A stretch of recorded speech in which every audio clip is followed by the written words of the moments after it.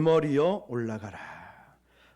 이 제목이 참 우스운 제목 같아 보이지만 대머리여 올라가라라는 이 뜻이 무엇인지를 보면은 오늘 제목이 왜 이런 제목인지도 이해가 되리라 생각합니다. 지난 시간에 이어져서 전하는 말씀입니다. 우리 지난주에는 여리고의 물을 이렇게 치료하는 사건이 나왔고, 또 두 번째는 대머리라고 놀리는 이 아이들 42명의 갑자기 곰 2마리가 나와서 아이들을 찢어주는 이 사건이 나옵니다. 성경을 보면 참 황당한 사건들이 많이 나오죠. 이해가 되지 않는 그 중에 앞건이 바로 오늘 이 말씀이라는 거죠. 곰 2마리도 황당하지만 이 선지자라는 사람이 어떻게 자기를 대머리라고 놀렸다고 곰 2마리를 나오기 위해서 이 아이들을 물려죽게 하는가, 이 부분이죠. 자, 그래서 오늘 여리고의 문제를 우리는 지난 시간 다루었고, 또 곰 이야기와 이 아이들의 이야기를 다루면서 오늘의 이 말씀을 한번 풀어보고자 합니다. 먼저 지난주와 오늘까지 내용을 보면은 엘리야의 선지자가 있고 스승이었던, 그리고 엘리사와의 이 후임자 계승이 완성되는 단계이다. 이걸 꼭 놓쳐서는 안 됩니다. 이제 엘리야의 시대는 저물어 가고 후임자였던 엘리사가 이제 그 떨구어진 옷을 취하게 되면서 이제 제일 먼저 요단을 가르는 이런 사역들을 시작했었죠. 자, 그러면서 승계 작업이, 후임자 작업이 이제 확실히 시작이 되었고, 2장 마지막 절까지 보면은 이제 큰 구조 안에서 이제 후임자 작업이 마무리되었구나라고 우리는 볼 수가 있습니다. 25절 마지막 절을 보면 이 말씀이 나오죠. 엘리사가 거기서부터 갈멜산으로 가고 거기서 또 사마리아로 돌아갔다라고 했습니다. 엘리사가 처음에 어디로 갔다고 되어 있죠? 네, 갈멜산. 그 다음에는 바로 사마리아로 갔습니다. 그러면 왜 갈멜산으로 간지 기억하십니까? 엘리야의 사역이 멈춰진 장소가 바로 이 갈멜산이었어요. 갈멜산에서 850대 1로 엘리야는 멋지게 승리를 했음에도 불구하고 이세벨의 불호령, 너도 똑같이 죽게 될 것이다, 이 얘기 한마디에 광야로 도망을 가게 됩니다. 하나님, 나 좀 죽여주십시오. 자, 그래서 갈멜산에서 선임자였던 엘리야의 사역이 중단된 그 멈춰진 현장에 엘리사가 그곳으로 가게 됩니다. 자, 그러고 나서 이제 갈멜산에서 또 어디로 갔다고 기록되어 있죠? 사마리아로 갑니다. 사마리아는 북이스라엘 당시에 궁궐이 있던 수도였습니다. 여기로 돌아간 이유는 중요한 메시지가 있습니다.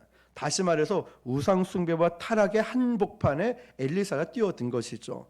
무엇을 위해서요? 앞선 선지자 엘리야의 사역이 남겨져 있는 그것을 이어받아서 본격적인 사역을 위해서 우상 숭배 한복판으로 뛰어든 것이죠. 그래서 사마리아로 돌아왔더라라고 이런 말씀이 되는 것입니다. 임무 교대, 후임자로서 사역을 이제 감당하는 이 모든 과정이 완성되는 구절을 만났습니다. 자, 그래서 오늘 우리는 2장 말씀을 보면서 두 이야기를 놓치면 안 되겠죠. 첫 번째는 여리고 이야기, 그리고 곰 2마리가 42명의 이 아이를 찢어 죽이는 사건이죠. 자, 여리고의 물을 치료하는 사건이 나왔습니다. 여리고성은 여호수아 때 저주가 임했던 그 성이었어요. 우리 지난 시간 다 나누었기 때문에 다 다룰 수는 없지만, 그러나 이제 하나님은 엘리사를 통하여서 그 저주받은 성을 회복을 선언하시는 거예요. 누구를 통해서요? 엘리사를 통하여. 자, 이 땅에 무너진 예배, 무너진 교회, 무너진 사람들, 무너진 나라가 바로 저와 여러분을 통하여 회복되는 놀라운 역사가 일어나게 될 줄 믿습니다. 회복되는 역사 말이죠.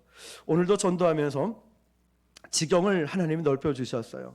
이전에는 분식집에서 그 전도의 모든 일정이 끝나요. 오늘도 기도받을 사람, 전도 대상자, 하여튼 여러 사람들이 그 마지막 장소인 분식집에 모여 있어요. 그러면 그 분식집 사장님은 늘 하는 말이 있어요. 목사님 축복 기도해 주시고 가셔야죠. 늘 기도해 주시고, 이분은 이렇고 저분은 이렇고 메모장에 다 기록을 해놓습니다. 그러고 나서 이제 대화를 나누다 보니까 이번 주는 일이 있고 다음 주에는 목사님 교회 가서 함께 예배 드릴게요. 그러고 나서 옆에 있는 치킨집으로 옮겼습니다. 소개받은 그분이 장사가 힘들고 어렵고 여러 가지 상황이 바쁘다 보니까 신앙을 다 놓친 거예요. 교회를 못 가고 있는 거예요. 자, 이런 상황 가운데 지난주 처음 봤을 때는 약간 낯설었지만 오늘 갔을 때 기꺼이 기도하려고 저희 기다리고 있고 함께 기도했을 때 얼마나 기뻐하는지 몰라요. 하나님께서 우리 교회를 통하여 그런 가정, 그런 성도, 그런 분들을 한 분 한 분 다 회복시켜 주심을 여러분 믿으시길 바랍니다. 우리 교회는 바로 그런 역할을 감당할 거예요. 마치 엘리사처럼 말이죠. 자, 그러면 이제 오늘 본문인 두 번째 주제로 넘어가면 대머리 사건이 나옵니다. 이 대머리 사건은 예사롭지가 않았어요. 저도 말씀을 준비하면서 야, 이건 남 일이 아닌데, 이거 굉장히 이 부분들을 집요하게 그리고 집중적으로 제가 이 부분을 봤어요. 왜 대머리에 올라가라, 대머리에 올라가라, 듣는 대머리가 기분 나쁘게 왜 그런 말을 할까? 이유를 살펴보더니, 자, 잘 들어보셔요. 엘리사에 의해서 저주가 선포되는 사건이 있어요. 오늘 본문을 한 번 더 읽어볼게요. 23절 시작. 엘리사가 거기서 베델로 올라가더니 그가 길에서 올라갈 때 작은 아이들이 성읍에서 나와 그를 조롱하여 이르되 대머리여 올라가라, 대머리여 올라가라 하는지라. 아멘. 엘리사가 거기서 어디로 올라갑니까? 베델로 올라가고 돼 있죠. 베델로. 베델이 어떤 것인지 우리가 여기서는 좀 점검해 볼 필요가 있어요. 우리가 창세기부터 보면 이 베델은 참 좋은 의미가 있죠. 그런데 열왕기상의 12장 28절을 읽어볼게요. 시작. 이에 계획하고 두 금송아지를 만들고 무리에게 말하기를 너희가 다시는 예루살렘에 올라갈 것이 없도다. 이스라엘아, 이는 너희를 애굽 땅에서 인도하여 올린 너희의 신들이라 하고. 아멘. 지금 이 베델이라는 지형이 우상 숭배의 시초가 되도록 만들어놨어요. 두 금송아지를 만들어 놓고 너희들의 신이다 라고 말하는 장소가 베델이 돼버렸어요. 베델은 북이스라엘 역사 속에서 굉장히 중요한 우상의 발원지가 되어버렸어요. 그런데 여러분 아시죠? 원래 이 베델이라는 공간, 이 장소가 어떤 곳이었죠? 하나님의 집이었습니다. 야곱이 형 에서를 피해서 삼촌 라반 집에 갈 때 머물렀던 곳이 어디죠? 베델이었습니다. 돌베개 베고 잡던 것을 기념비로 세웠던 곳이죠. 하나님이 여기 계시거늘 내가 알지 못했나이다 라고 합니다. 고독하게 길을 걷고 있던, 노숙하고 있던 야곱에게 하나님이 찾아오신 곳이, 그곳이 어디라고요? 베델이었다는 거예요. 그래서 베델 교회, 베델 기도원, 베델 산업, 베델이라는 단어 붙인 곳이 얼마나 많습니까? 하나님의 집이라는 곳이죠. 원래 옛 이름은 루스라고 부릅니다. 그래서 지도를 보면 베델 가로해놓고 루스라고 돼 있죠.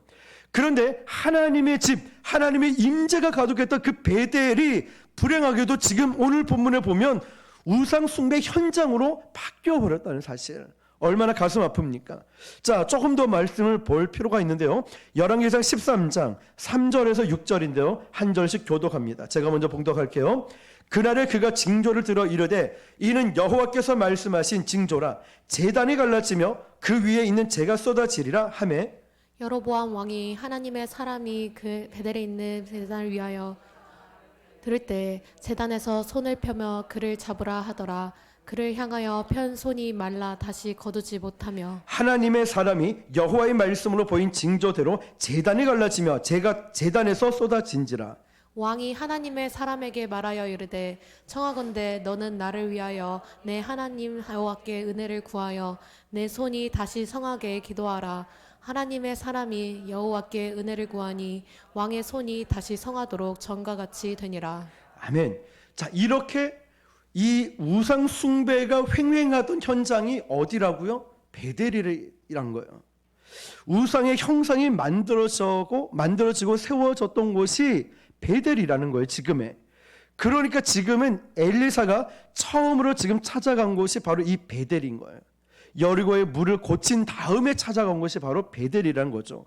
그래서 23절 보니까 엘리사가 거기서 베델로 올라가더니 그가 길에서 올라갈 때 작은 아이들이 성읍에서 나와 그를 조롱하여 이르되 대머리여 올라가라, 대머리여 올라가라 하는지라. 자, 여러분, 베델이 지금 어떤 상황인지를 하나님의 집, 하나님의 임재가 있던 것, 창세기부터 있던 그곳이 지금 변질되어서 우상 숭배의 현장이 되어버렸다는 것 기억을 하는 거예요. 자, 그 베델에서 올라가는 길에 올라갈 때 작은 아이들이 성읍에서 조롱한다는 거예요. 대머리에 올라가라, 대머리에 올라가라. 자, 우리는 여기서 이 풀어야 될 언어적 과제가 있습니다. 자, 이 부분을, 똑같은 부분을 새 번역 성경은 어떻게 말하고 있는지 볼게요. 23절에서 25절입니다. 제가 23절 봉독합니다. 엘리사가 그곳을 떠나 베델로 올라갔다. 그가 베델로 올라가는 길에 어린아이들이 성읍에서 나와 그를 보고 대머리야 꺼져라, 대머리야 꺼져라 하고 놀려댔다. 엘리사는 돌아서서 그들을 보고 주님의 이름으로 저주하였다.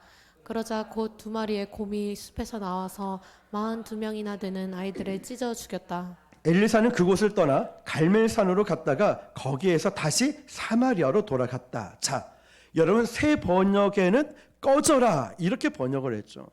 기분이 좀 나쁜 표현 같아요. 굉장히 거칠어 보입니다.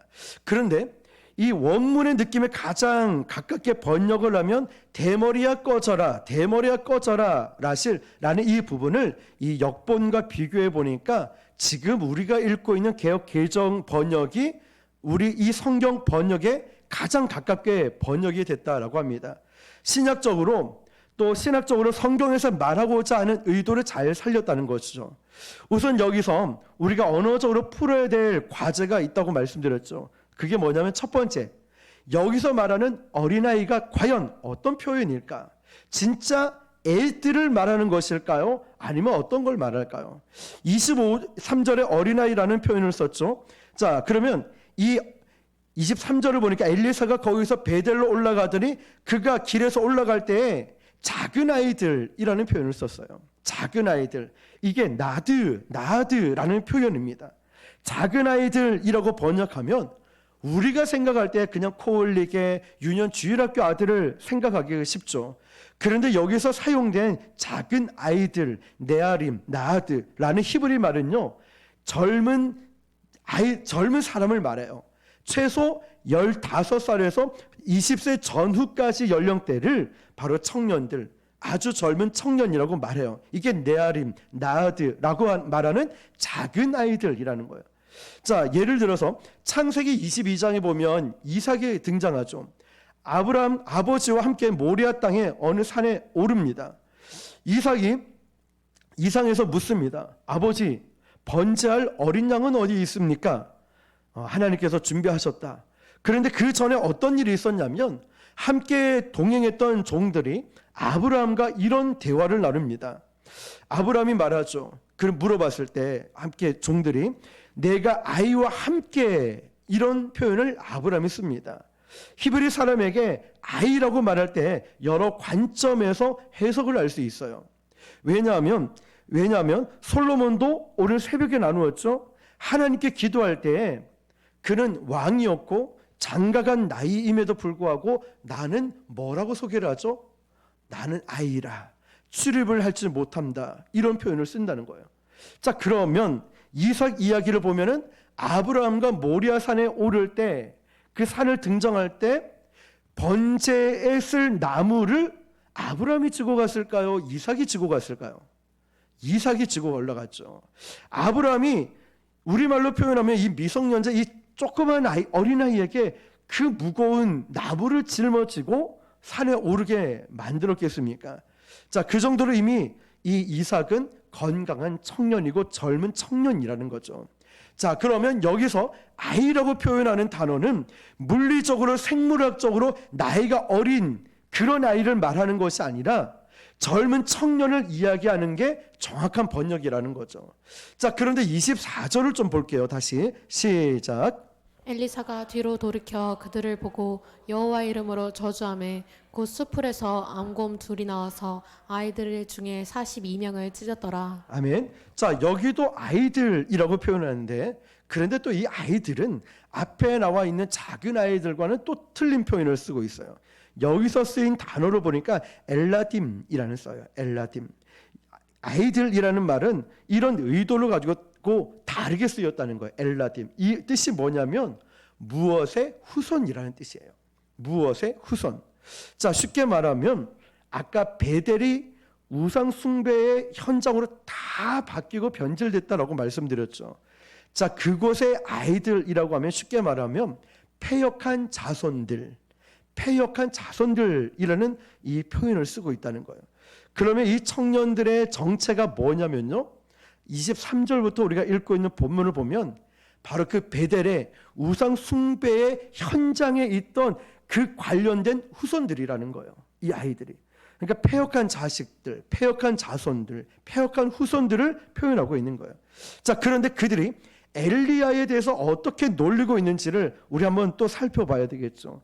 23절을 꼼꼼히 보면 이렇게 되어 있습니다. 다시 읽어볼게요. 시작. 엘리사가 거기서 베델로 올라가더니 그가 길에서 올라갈 때 작은 아이들이 성읍에서 나와 그를 조롱하여 이르되 대머리여 올라가라 대머리여 올라가라 하는지라. 아멘. 작은 아이들이 어디서 나왔죠? 어디에서? 성읍에서 나왔습니다. 자, 그러면서 대머리여 올라가라 대머리여 올라가라, 오늘 말씀 제목처럼 대머리여 올라가라 이렇게 놀리고 있습니다. 보통 이 부분은 히브리 사람들의 관점에서 보면 스승은 그 사람의 뭐가 되냐면 머리가 되는 거예요. 스승은 그 사람의 머리. 그러면 엘리사의 머리는 누구일까요? 엘리야가 되는 거죠. 그러니까 히브리 사람들의 이해의 관점에서 보면 엘리사의 누가 되냐면은 엘리야가 된다는 것이죠. 그런데 지금 그 엘리야가 지금 어떻게 됐냐면 회오리 바람을 타고 올라갔다는 거죠. 여기서 승천이라는 단어와 올라가라, 이 단어는 정확하게 같은 단어로 쓰여져 있어요. 자, 회오리 바람을 타고 승천했다, 하늘로 올라갔다라는 승천이라는 단어와 여기서 또 올라가라라는 이 단어가 정확하게 같은 개념의 단어로 쓰여졌다는 거예요. 그래서 여기서 대머리라고 놀리는 것은 물리적으로 머리가 벗겨진 사람을 이야기하는 게 아니라는 사실이에요. 왜냐하면 보통 유대인들은 무엇을 쓰고 다녔냐면 터번이라는 걸 쓰고 다녔어요. 한번 사진을 보여주시면, 여러분 이번에 한국에 왔던 그 잘생긴 사람 보셨죠? 예, 머리 딱 쓰고 나오는 거. 자, 저렇게 천을 쓰거나 아니면 모자처럼 만들어진 이런 터번을 쓰고 있다는 거예요. 그러면 그 아이들이라고 말하는 청년들이 대머리인 줄 알겠습니까? 모르겠습니까? 알 방법이 없죠. 모자 쓰고 있어도 우리가 모르는데. 자, 그런데 물리적으로 엘리사가 대머리 됐다 이 말이 아니고 엘리사의 머리가 조금 벗겨졌다라는 말이 되는데 이걸 대머리로 표현을 한 겁니다.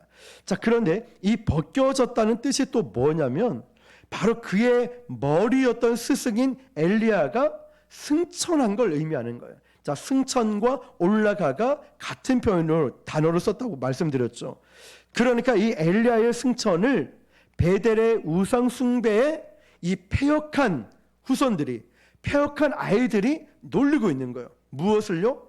엘리야의 바로 승천을, 회오리 바람을 타고 하늘로 올라갔다는 것을 놀리고 있다는 거예요. 대머리여 올라가라, 대머리여 올라가라. 자, 너희 스승, 자, 승천, 이걸 의미하는 거예요. 그러니까 너희 스승이 벗겨졌다. 대머리여 벗겨졌다. 대머리여 벗겨졌다. 너도 올라가봐. 너도 올라가봐. 너도 올라가봐. 얘기하는 거예요. 그러면 그 승천, 이 사실을 지금 패역한 이 베델에 있던 후손들이 인정을 한다는 말입니까? 안 한다는 말입니까? 안 한다는 거예요. 놀리고 있다는 거예요. 믿지 못한다는 거예요. 그러니까 이걸 풀어서 얘기하면 엘리사, 너도 한번 올라가봐. 너도 한번 올라가봐. 대머리여 올라가봐. 너도 엘리야처럼 올라갔다면서 올라가봐. 이야기를 하고 있다는 뜻이죠. 자, 이건 사실 오늘 이 본문은요, 이 말씀은 대머리와는 별로 상관이 없는 본문이에요. 머리 까진 대머리의 내용과는 상관이 없는 본문입니다. 다시 정리하면 이 아이들이 놀린 것은 엘리사의 머리이신 스승인 엘리야가 벗겨졌다, 올라갔다, 대머리여 올라갔다. 그러니까 엘리사, 너도 한번 그렇게 해봐, 올라가봐, 놀리고 있다는 거죠. 너희 스승이 정말 그렇게 승천했다면 너도 한번 승천해봐. 바로 베델의 우상 숭배에 빠져있던 패역한 이 후손들이 엘리사를 통해 그렇게 놀리고 있다는 거죠. 자, 그런데 이 부분을 보면 화가 나고 정말 기분이 상할 수 있는데 엘리사의 반응을 한번 볼게요. 엘리사는 지금 여기서 어떤 사적인 감정도 드러내지 않고 놀랍게도 성경 말씀을 인용하고 있다는 거예요. 자, 레위기를 한번 볼게요. 레위기 26장 21절 22절입니다. 시작. 너희가 나를 거슬러 내게 청종하지 아니할진대 내가 너희의 죄대로 너희에게 7배나 더 재앙을 내릴 것이라. 내가 들짐승을 너희 중에 보내리니 그것들이 너희의 자녀를 움키고 너희의 가축을 멸하며 너희의 수요를 줄이리니 너희의 길들이 황폐하리라. 아멘. 자, 22절 보니까 하나님의 만물의 주권자이신 또 천지의 주재자이시니까 하나님을 거역하는 우상 숭배하는 이 패역한 자들에게 22절 이렇게 말하고 있죠. 내가 들짐승을 너희 중에 보내리니 그것들이 너희의 자녀를 움키고 너희 가축을 멸하며 너희 수요를 줄이리니 너희의 길들이 황폐하리라. 아멘. 레위기의 말씀이에요. 엘리사가 여기에 저주를 퍼부었다는 것은 개인의 이름으로 저주한 게 아니라 감정적으로 다스린 것이 아니라 하나님께서 하나님의 종들과 특별히 하나님의 행하신 일에 대해서 신뢰하지 못하고 믿지 않고 받아들이지 않는 우상 숭배하고 있는 저들에 대해서 하나님의 율법의 말씀은 이렇게 하셨다라는 것을 성경 구절을 통해서 설명을 하고 있다는 거예요. 자, 그러면 우리가 한 가지 유념할 게 있어요.